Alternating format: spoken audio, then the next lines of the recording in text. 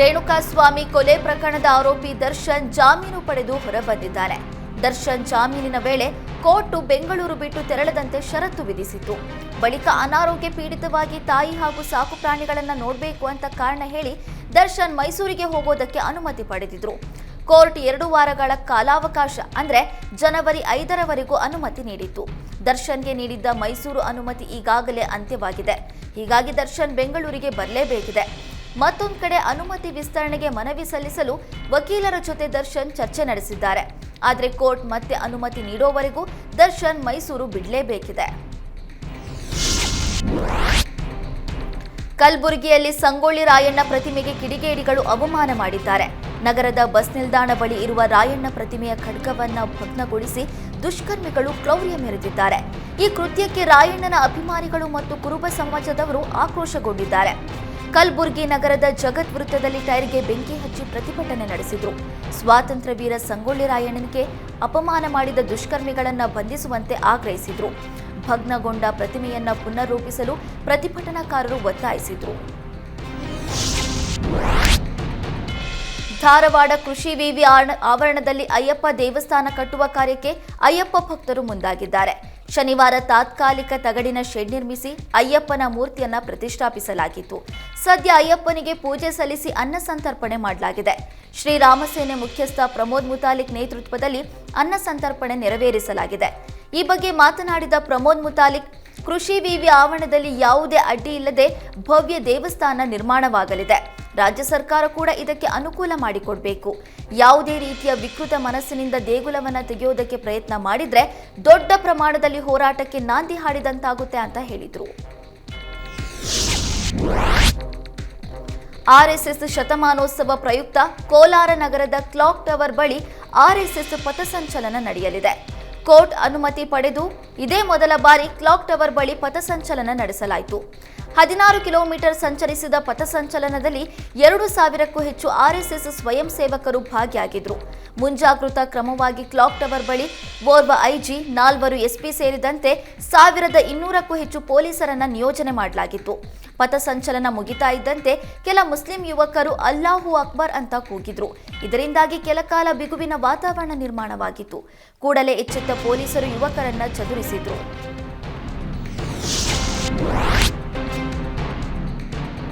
ಬಂಡೀಪುರದ ಅಭಯಾರಣ್ಯದಲ್ಲಿ ಸಫಾರಿಗೆ ಹೋಗಿದ್ದ ಪ್ರವಾಸಿಗರಿಗೆ ಹುಲಿರಾಯ ದರ್ಶನ ನೀಡಿದ್ದಾನೆ. ಬಂಡೀಪುರದ ಭೀಮ ಎಂದೇ ಪ್ರಸಿದ್ಧಿ ಪಡೆದಿರುವ ಹುಲಿ ಪ್ರವಾಸಿಗರಿಗೆ ಕಾಣಿಸಿಕೊಂಡಿದೆ. ಹುಲಿಯ ದರ್ಶನದಿಂದ ಸಫಾರಿಗೆ ಹೋಗಿದ್ದ ಪ್ರವಾಸಿಗರು ಸಂತಸಗೊಂಡಿದ್ದಾರೆ. ರಾಜ ಗಾಂಭೀರ್ಯದಿಂದ ಹೆಜ್ಜೆ ಹಾಕಿದ ಹುಲಿಯ ದೃಶ್ಯವನ್ನ ಪ್ರವಾಸಿಗರು ಸೆರೆ ಹಿಡಿದಿದ್ದಾರೆ. ಸದ್ಯ ಈ ವಿಡಿಯೋ ಎಲ್ಲೆಡೆ ವೈರಲ್ ಆಗ್ತಿದೆ. ನಾಲೆಯಲ್ಲಿ ಈಜಲು ಹೋಗಿದ್ದ ವಿದ್ಯಾರ್ಥಿಯೊಬ್ಬ ನೀರು ಪಾಲಾದ ಘಟನೆ ಚನ್ನರಾಯಪಟ್ಟಣದ ನಾಗಸಮುದ್ರ ಬಳಿ ನಡೆದಿದೆ. ಚನ್ನರಾಯಪಟ್ಟಣದ ಗಾಯತ್ರಿ ಬಡಾವಣೆಯ ಶಿವಣ್ಣ ಎಂಬುವರ ಪುತ್ರ ಪುನೀತ್ ಮೃತಪಟ್ಟಿದ್ದಾನೆ.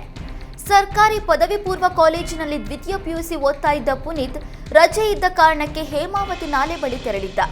3-4 ಯುವಕರು ನಾಲೆಯಲ್ಲಿ ಈಜಾಡೋದನ್ನ ಕಂಡು ಪುನೀತ್ ಕೂಡ ನಾಲೆಯಲ್ಲಿ ಇಳಿದಿದ್ದಾನೆ. ಈಜು ಬಾರದ ಕಾರಣ ನೀರಿನಲ್ಲಿ ಮುಳುಗಿ ಮೃತಪಟ್ಟಿದ್ದಾನೆ. ವಿಷಯ ತಿಳಿದು ಸ್ಥಳಕ್ಕೆ ಧಾವಿಸಿದ್ದ ಅಗ್ನಿಶಾಮಕ ದಳದ ಸಿಬ್ಬಂದಿ ಪುನೀತ್ ಮೃತದೇಹಕ್ಕಾಗಿ ಶೋಧ ಕಾರ್ಯ ನಡೆಸಿದ್ರು.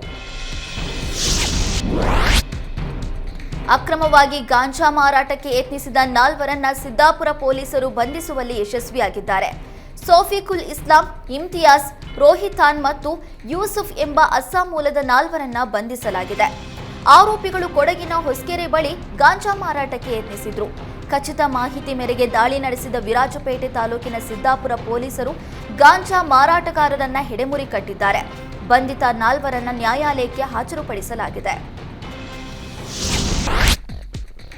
ಬಾಗಲಕೋಟೆ ನಗರದಲ್ಲಿ ಸಂಕ್ರಾಂತಿ ನಿಮಿತ್ತವಾಗಿ ರಾಷ್ಟ್ರ ಸೇವಿಕ ಸಮಿತಿಯಿಂದ ಘೋಷ ಸಹಿತ ಆಕರ್ಷಕ ಪಥಸಂಚಲನ ನಡೆಯಿತು. ಅಂಬಿಗರ ಓಣಿಯ ರಾಷ್ಟ್ರ ಸೇವಿಕ ಸಮಿತಿಯ ದುರ್ಗಾ ಶಾಖೆ, ಹಳೆಪೇಟ ಮಡುವಿನ ಯಲ್ಲಮ್ಮ ದೇವಿ ಶಾಖೆ, ವಿದ್ಯಾಗಿರಿಯ ಸೀತಾಮಾತ ಶಾಖೆ ಎಂಬ 3 ಶಾಖೆಗಳಿಂದ ನಗರದ ಪ್ರಮುಖ ಬೀದಿಗಳಲ್ಲಿ ಪಥಸಂಚಲನ ಜರುಗಿತು. ಪಥಸಂಚಲನ ಜರುಗಿದ ರಸ್ತೆಯ ಇಕ್ಕೆಲಗಳಲ್ಲಿ ಸಾರ್ವಜನಿಕರು ಪುಷ್ಪವೃಷ್ಟಿ ಸುರಿಸಿದ್ರು. ಇನ್ನು ಪಥಸಂಚಲನ ಸಾಗುವ ರಸ್ತೆಯುದ್ದಕ್ಕೂ ರಂಗವಲ್ಲಿ ಬಿಡಿಸಿ ಪಥಸಂಚಲನಕ್ಕೆ ಪ್ರೋತ್ಸಾಹ ನೀಡಿದ್ರು. ಪಥಸಂಚಲನ ಹಿನ್ನೆಲೆ ನಗರದಲ್ಲಿ ಬಿಗಿ ಪೊಲೀಸ್ ಬಂದೋಬಸ್ತ್ ವ್ಯವಸ್ಥೆ ಕಲ್ಪಿಸಲಾಗಿತ್ತು.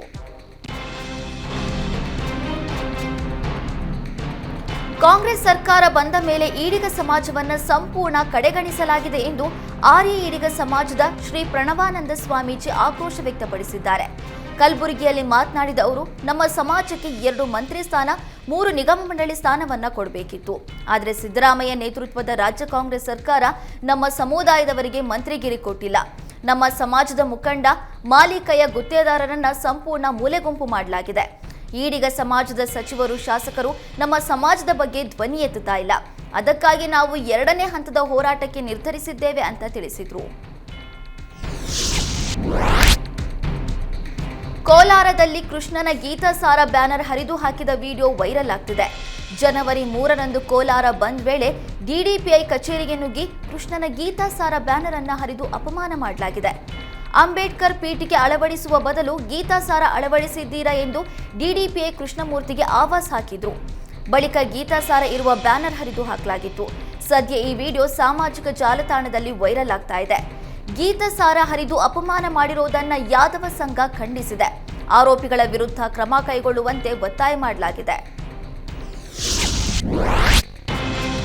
ತುಮಕೂರು ಜಿಲ್ಲೆ ಗುಬ್ಬಿ ತಾಲೂಕಿನ ಗಿಡದ ಮುದ್ದೇನಹಳ್ಳಿ ಗ್ರಾಮದಲ್ಲಿ ಟಾಟಾ ಏಸ್ನಲ್ಲಿ ಜೈ ಭೀಮ್ ಹಾಡು ಹಾಕಿದ್ದಕ್ಕೆ ಹಲ್ಲೆ ನಡೆಸಲಾಗಿದೆ.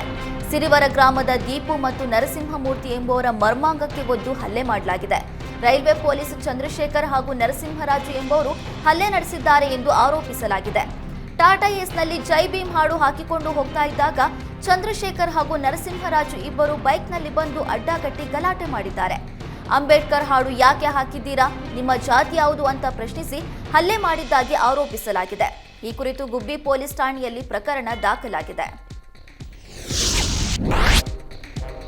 ಜಿಲ್ಲಾ ಪಂಚಾಯತ್, ತಾಲೂಕ್ ಪಂಚಾಯತ್ ಚುನಾವಣೆ ಸಮೀಪಿಸ್ತಾ ಇದ್ದಂತೆ ಕೇಂದ್ರ ಸಚಿವ ಕುಮಾರಸ್ವಾಮಿ ಆಕ್ಟಿವ್ ಆಗಿದ್ದಾರೆ. ಮೊನ್ನೆ ಮೈಸೂರಿನಲ್ಲಿ ವಿವಿಧ ಕಾರ್ಯಕ್ರಮಗಳಲ್ಲಿ ಎಚ್ಡಿಕೆ ಭಾಗಿಯಾಗಿದ್ದು ಪಕ್ಷ ಬಲವರ್ಧನೆ ಬಗ್ಗೆ ಚರ್ಚೆ ನಡೆಸಿದ್ರು.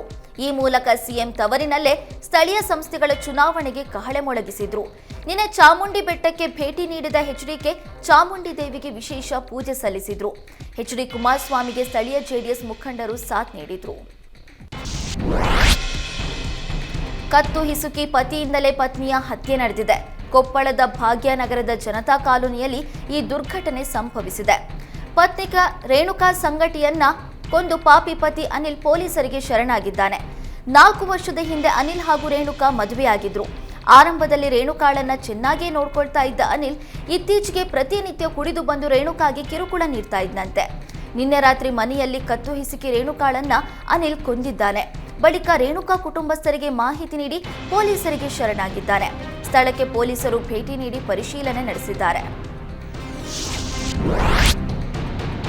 ವಿವಾಹಿತ ಮಹಿಳೆ 2 ಮಕ್ಕಳ ಸಮೇತ ಪ್ರಿಯಕರನೊಂದಿಗೆ ಪರಾರಿಯಾಗಿದ್ದಾಳೆ. ಬೆಳಗಾವಿ ಜಿಲ್ಲೆಯ ಖಾನಾಪುರ ತಾಲೂಕಿನ ಮಾರಿಹಾಳದಲ್ಲಿ ಈ ಘಟನೆ ನಡೆದಿದೆ. ಆಸಿಫ್ ಸೈಯದ್ ಹಾಗೂ ಮಾಸಾಬಿಗೆ ಮದುವೆಯಾಗಿ 2 ಮಕ್ಕಳಿದ್ರು. ಆದರೆ ಪರಪುರುಷನ ವ್ಯಾಮೋಹಕ್ಕೆ ಬಿದ್ದ ಪತ್ನಿ ಮಾಸಾಬಿ ಪ್ರಿಯಕರ ಬಸವರಾಜು ಸೀತಿಮನಿ ಎಂಬಾತನ ಜೊತೆ ಪರಾರಿಯಾಗಿದ್ದಾಳೆ.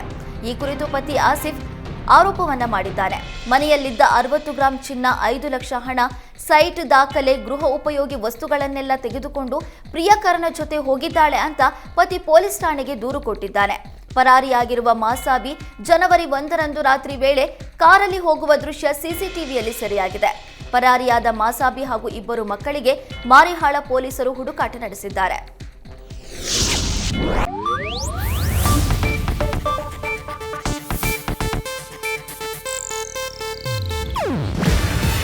ಇದು ಏಷ್ಯಾನೆಟ್ ನ್ಯೂಸ್ ನೆಟ್ವರ್ಕ್ ಪ್ರಸ್ತುತಿ.